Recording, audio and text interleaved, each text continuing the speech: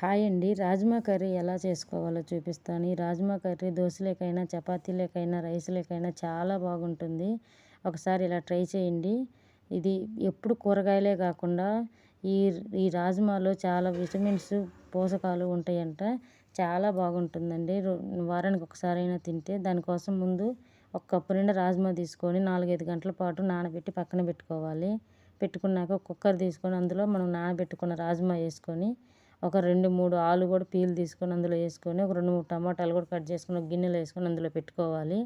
పెట్టుకొని కొంచెం సాల్ట్, కొంచెం ఆయిల్ కూడా వేసుకొని మూత పెట్టుకొని ఒక 2, 3 విజిల్లు వచ్చినాక మూత తీసుకుంటే మొత్తం ఒకేసారి ఆలు, రాజ్మా, టమాటాలు 3 ఒకేసారి ఉడుకుతాయి.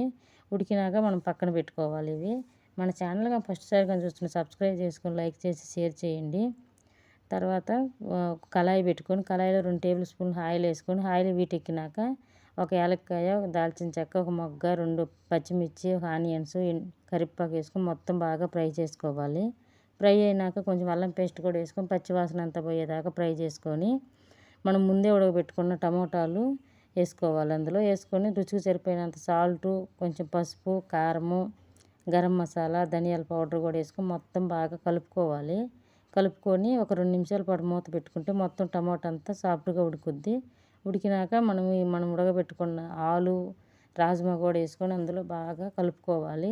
ఆలు అంతా మెత్తగా అయ్యేటట్టు కలుపుకొని మనకి సరిపోయినంత వాటర్ కూడా వేసుకొని మొత్తం బాగా కలుపుకొని ఒక 2, 3 నిమిషాల పాటు ఉడికించుకుంటే అంతే. మన లాస్ట్లో కొంచెం కొత్తిమీర కానీ వేసుకుంటే అంతే, మన రాజ్మా కర్రీ రెడీ.